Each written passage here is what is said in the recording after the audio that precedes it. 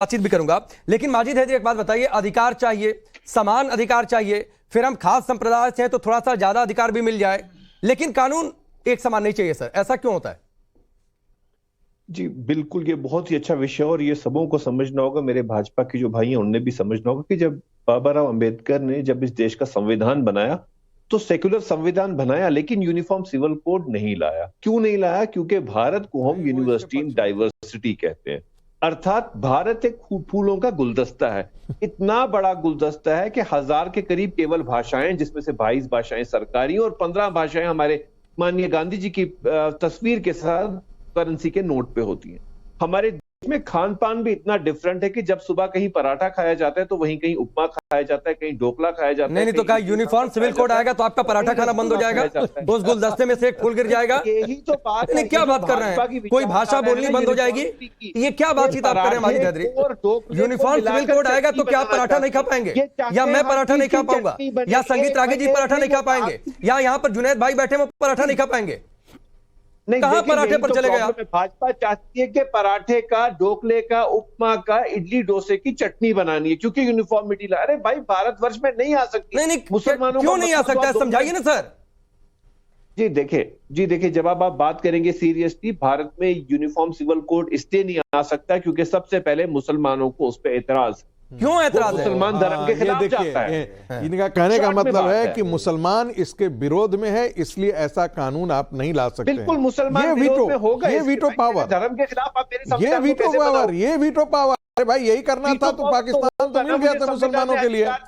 मैं तो बड़ी बार बार यही कहता हूं कि मुसलमान के नाम पर इस देश में जब भी अधिकार उठता है तो मैं एक ही बात कहता हूं, इस देश के मुसलमानों ने अपने लिए एक जमीन की, उसे पाकिस्तान कहते हैं। 23% मुसलमानों के लिए 35% जमीन मिला, उसे पाकिस्तान कहते हैं। अरे भाई, इस बचे हुए हिंदुस्तान को तो नरक मत बनाओ जो 70 साल में बना करके छोड़ दिया है। दुर्भाग्य की बात है कि कांग्रेस पार्टी ने इसको एक इस्लामिक कंट्री की तरफ। अरे वक्त का कानून क्या है? वक्त का कानून क्या है? वक्त की प्रॉपर्टी क्या है साहब? वक्त की प्रॉपर्टी क्या है?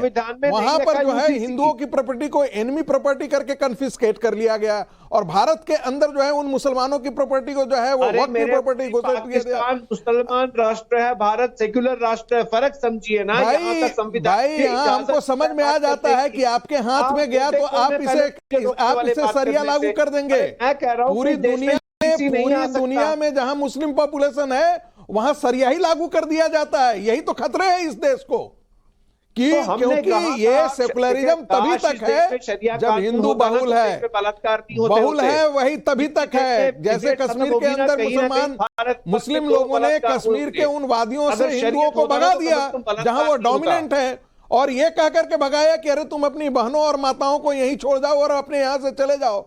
एक भी मुसलमान आकर के सड़क पर लड़ाई लड़ा, कहा कि नहीं ये हिंदू भाई हैं, हम इनकी सुरक्षा के लिए अपनी जान दे देंगे, ऐसा किसी ने मुसलमानों ने कहा। पिछले 15 वर्षों में क्या कर लिया उन हिंदू भाइयों के लिए? मुझे जब आप अरे भाई कहेंगे भाजपा ने किया क्या हिंदू भाइयों के लिए? हाँ, बहुत अच्छी बात आपने कही।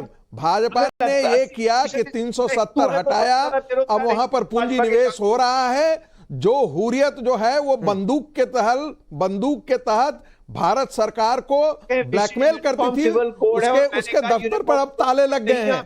ठीक है संगीत जी, लग गए हैं। लाल चौक पर तिरंगा लहराने वाला नहीं मिलता था। संगीत जी 60 लाख लोग तिरंगा लेकर के सड़कों पर उतरे। संगीत जी 370 पर आया है। फिर कभी बातचीत होती रहेगी, लेकिन माजिद हैदरी आपने मुस्लिम की बातचीत कही, आप वीटो पावर यूज करना चाहते हैं, मुस्लिम चाहता है कि ना हो। मुझे एक आप उदाहरण दीजिए कि यूनिफॉर्म सिविल कोड आ जाएगा, आप अपने धर्म की कौन सी रीति का पालन नहीं कर पाएंगे? कौन सी ऐसी प्रथा है जो आप पालन नहीं कर पाएंगे? मुझे जरा समझाइए सर, क्या फर्क पड़ेगा एक मुस्लिम को यूनिफॉर्म सिविल कोड आने से? जी, यूनिफॉर्म सिविल कोड इस देश में इसलिए नहीं आ सकता क्योंकि सेक्युलर राष्ट्र है, यहाँ अलग अलग नहीं माजिद हैदरी, इधर उधर की बात नहीं। मुझे सिर्फ आप ये समझाइए कि आप मुस्लिम हैं, आप अपने धर्म की कौन सी रीति का पालन नहीं कर सकते हैं अगर यूनिफॉर्म सिविल कोड आ गया तो? सीधी सी बात मुझे समझाइए। अरे मेरे भाई, आप बात समझे, किसी के भी धर्म के साथ कानून का कोई लेन देन नहीं होना चाहिए। ये हमारा एक आस्था है अपने संविधान के प्रति। संविधान किसी के धर्म में टांग नहीं अड़ाता। यूनिफॉर्म सिविल कोड में कौन कानून मुसलमान लड़ा रहा है, कौन टांग लड़ा रहा है, ये नहीं समझाएंगे।